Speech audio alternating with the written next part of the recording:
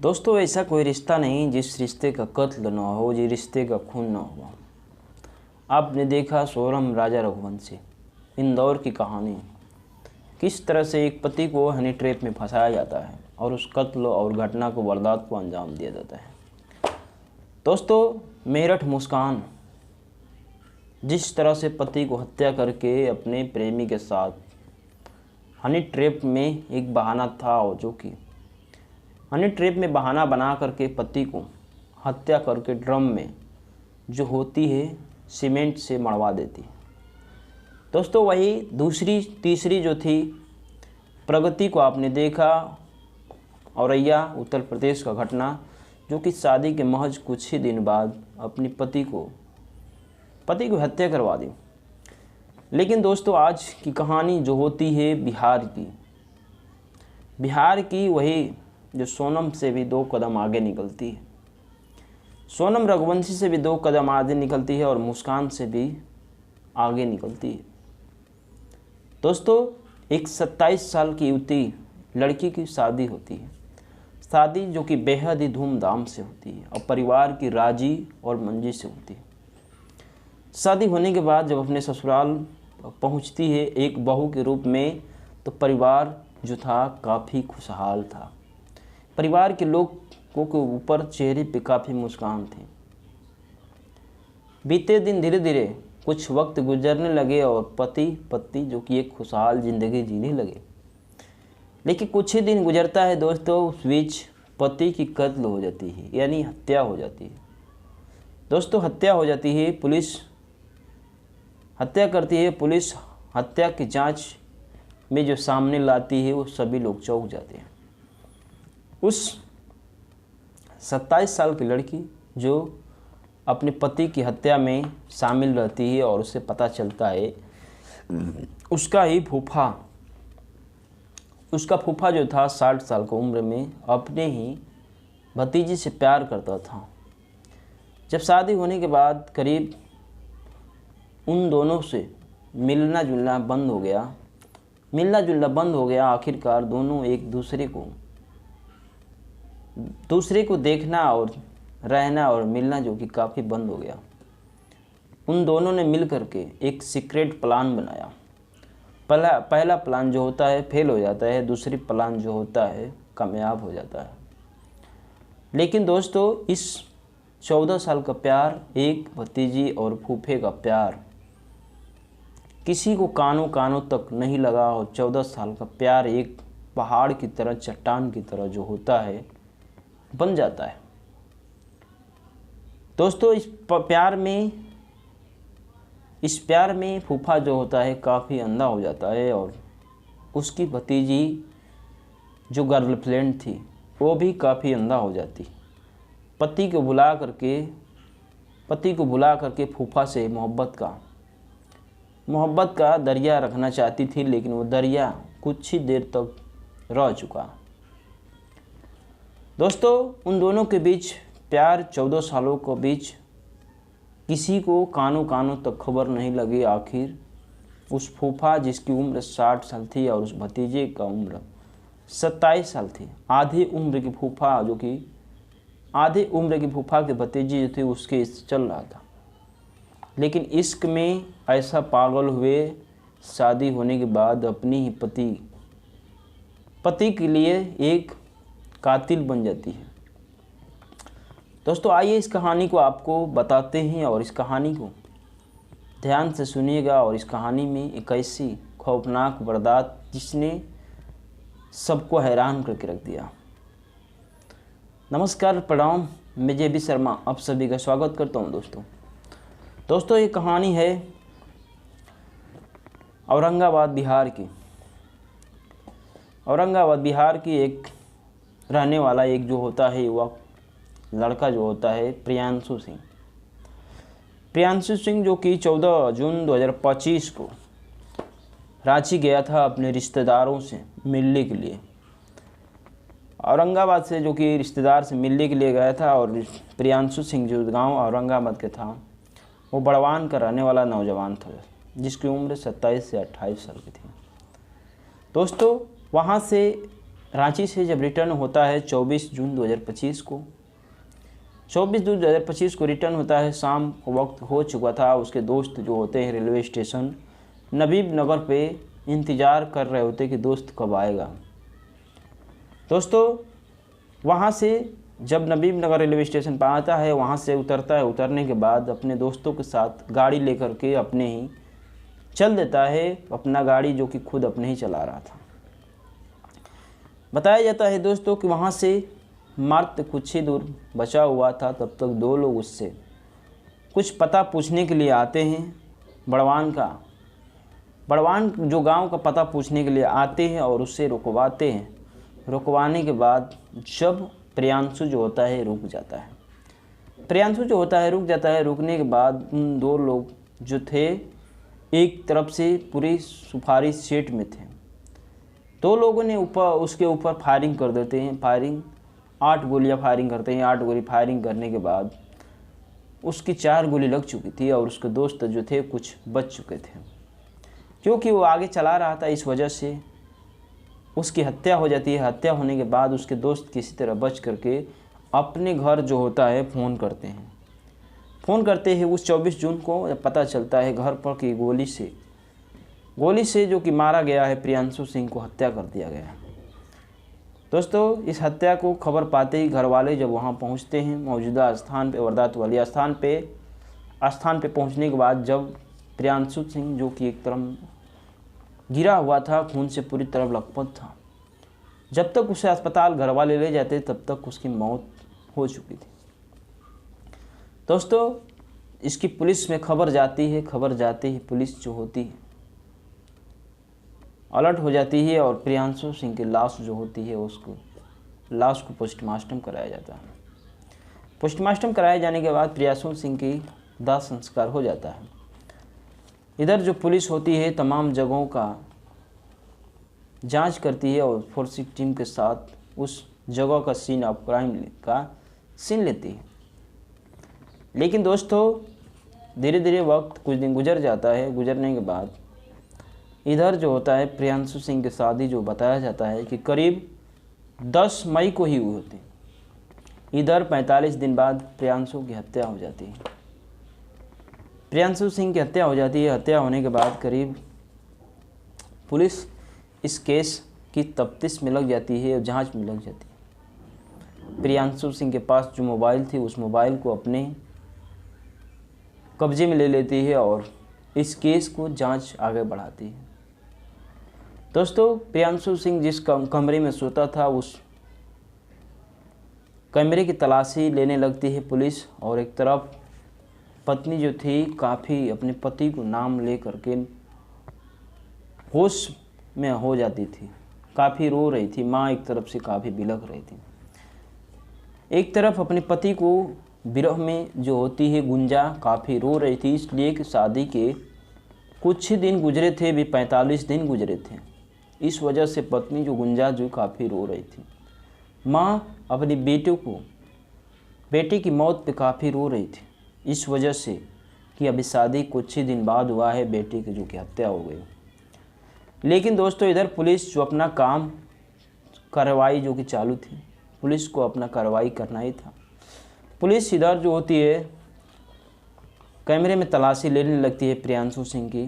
कैमरे में पहुंचती है तो वहाँ 2 मोबाइलें मिलती है। दोनों मोबाइलों को कब्जे में लेती है। मोबाइल की CDR जब रिकॉर्ड जांच कराती है तो पता चलता है कि 10 मई से लेकर अब तक एक ही नंबर पे सिर्फ कॉल आया था एक मोबाइल पे। वो नंबर किसका था पता चलता है कि 10 मई जिस दिन शादी था प्रियांशु और गुंजा की, उस दिन जो होता है 99 बार कॉल आया था। 99 बार कॉल आया था। आखिर कौन सा व्यक्ति है कि जो 99 बार कॉल कर सकता है? कौन ऐसा लड़की है? जब उसको खंगाला जाता है, जब उस रिकॉर्डिंग निकाला जाता है और गुंजा को पुलिस अपने गिरफ्तार करती है। गिरफ्तार करने के बाद जब गुंजा से पूछा जाता है कि ये दोनों मोबाइल किसके हैं, तो गुंजा ने बता दिया कि दोनों ही मोबाइल मेरे ही हैं।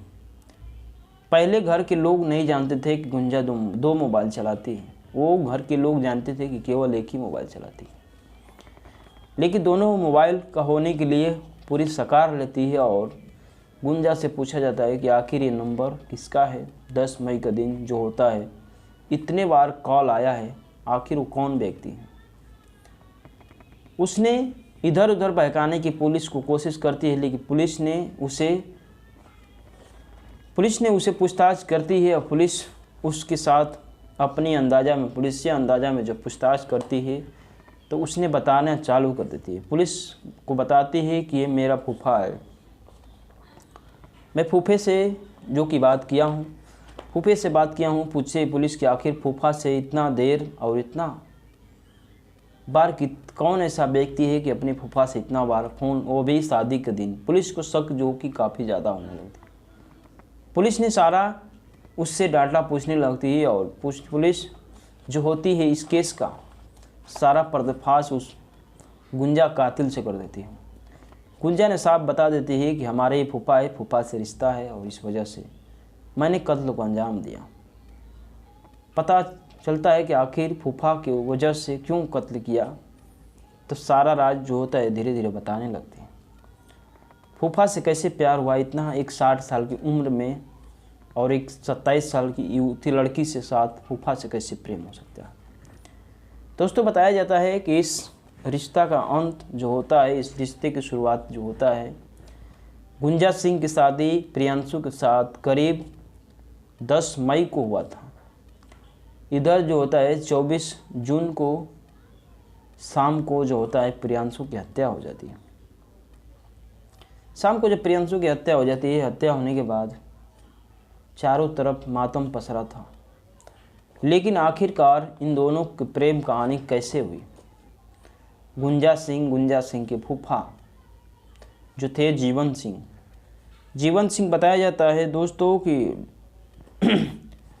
60 साल की उम्र थी और गुंजा की जो 27 साल की उम्र थी। गुंजा जो अपने 10वीं तक पढ़ाई की थी वो अपने ही गांव से की थी, अपने ही 10वीं की पढ़ाई गांव से थी कि उसके बाद फूफा जो थे जीवन सिंह काफ़ी अमीर था, पैसे की उसे कोई कमी नहीं थी, वो ट्रांसपोर्ट कारोबारी था।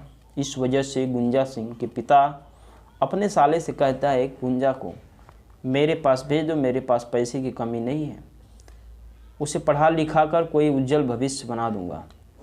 इस बात को मान करके साले अपने जीजे की बात मान करके गुंजा को अपने फूफा के पास, अपनी बुआ के पास भेज देता है। बुआ के पास भेजने के बाद वहाँ जो होता है अपने फूफा जो गुंजा के साथ बहला फुसला कर दोनों के बीच जो होता है प्रेम हो जाता है। प्रेम बताया जाता है दोस्तों उस समय जो था उम्र गुंजा की 17 से 16 साल की उम्र थी, उन दोनों के बीच जो होता है प्रेम हो जाता है। वो प्रेम जो होता है ये काफ़ी गाढ़ा हो जाता है। उन दोनों का प्रेम जो कि काफ़ी रिश्ता जो कि गहरा हो जाता है और रिश्तों करीब 14 सालों तक वो रिश्ता चलता रहा। उन रिश्तों के बारे में किसी को कानों तक खबर नहीं लगी और रिश्ता जो कि काफ़ी मजबूत हो गया।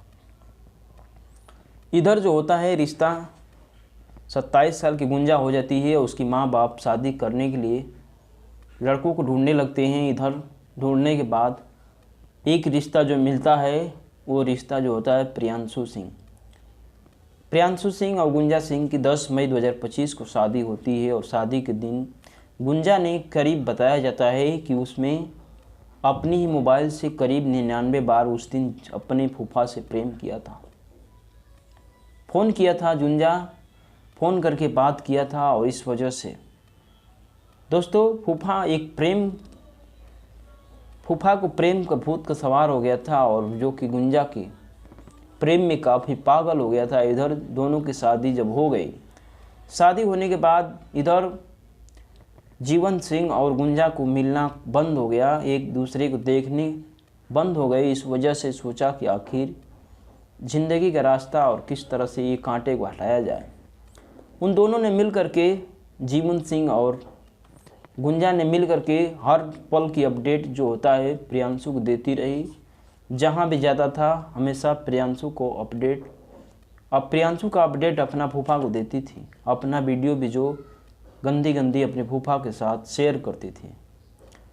लेकिन आज तक किसी ने इस रिश्ते के बारे में, 14 साल के रिश्ते के बारे में किसी गुंजा सिंह के माता पिता को या जीवन सिंह के परिवार को किसी ने नहीं जाना कि आखिर अपनी फूफा से प्रेम करती है। दोस्तों, जब शादी हो गया, शादी के बीच अब दोनों का मिलना जुलना काफ़ी बंद हो गया। इस वजह से दोनों जो कि पागल हो गए। इधर गुंजा जो होती है अपने प्रेमी में पागल हो जाती है। पागल होने के बाद रास्ता जो सीक्रेट अपनाते हैं, बताया जाता है कि बड़वान के रहने वाले 2 शूटरों को तय किया जाता है। इधर शूटरों को तय कर देती है और जो होता है गुंजा जो होती है अपने पति का हर पल अपडेट देती रहती है और फोटो शूटरों के बीच भेजती है। जब प्रियांशु अपने रिश्तेदारों के साथ मिलने के लिए जाता है, मिलने के लिए रांची जाता है। जैसे ही रांची से वापस आता है, शाम होता है। शाम होते ही वक्त जो कि उसके पीछे शूटर लगे होते हैं, शूटर पीछे रास्ते में उसकी हत्या कर देते हैं। करीब 8 गोली उसके ऊपर चलाते हैं, लेकिन 4 गोली उसको लगी थी और पूरी तरह से जो कि दम को तोड़ चुका था। इस तरह इस प्यार का जो कि अंत हुआ और बीच में जो प्रेम का कांटा जो प्रियांशु था, उसे हमेशा हमेशा के लिए हटा दिया गया। दोस्तों, बताया जाता है कि ये 45 दिनों का इंतज़ार दोनों का बीच का दूरी थी और इस वजह से दोनों जो होते हैं एक फूफा और भतीजी के प्यार में इतना पागल हो चुके थे, उन्हें कुछ नहीं सूझा। फूफा ने अपनी भतीजी से वादा किया था कि तुम्हें ज़मीन और प्रॉपर्टी जो कि हमसे शादियाँ कर लोगे, हमारे साथ रहोगे, तो इस तरह से 40 लाख करीब देने के लिए वादा किया था और गिफ्ट में देने के लिए वादा किया था। फूफा ने अपनी भतीजी के कई बार शादियों का रिश्ता भी कटवा दिया था और कई बार शादियाँ जो लगती थी उसे न कुछ अड़चन में उसे शादी कटवा देता था। लेकिन इस बात को किसी को पता नहीं था कि आखिर 14 सालों तक प्यार को किसी को खबर नहीं चली और फूफा और भतीजी के प्यार इतना गहरा हो गया कि एक फूफा अपनी भतीजी के प्यार में इतना अंधा हो गया। दोनों मिलकर के इस रास्ते का कांटा जो होता है पति को हटा देते हैं हमेशा हमेशा के लिए और दोनों जीने मरने के साथ साथ सोचने लगते हैं। लेकिन दोनों को पुलिस हिरासत में लेती है और मोबाइल रिकॉर्ड कॉल जो होता है उसी से दोनों की गिरफ्तारी होती है और इस राज का पर्दाफाश होता है। दोस्तों, इस हत्या का कुल मात्र 45 दिन तक की हत्या के करने में लगी और दोनों एक दूसरे को अपडेट देते रहे और पति का अपना अपडेट हमेशा गुंजा देती रही। इस वजह से हत्या जो कि कर दी जाती है प्रियांशु की। जय हिंद, जय भारत दोस्तों।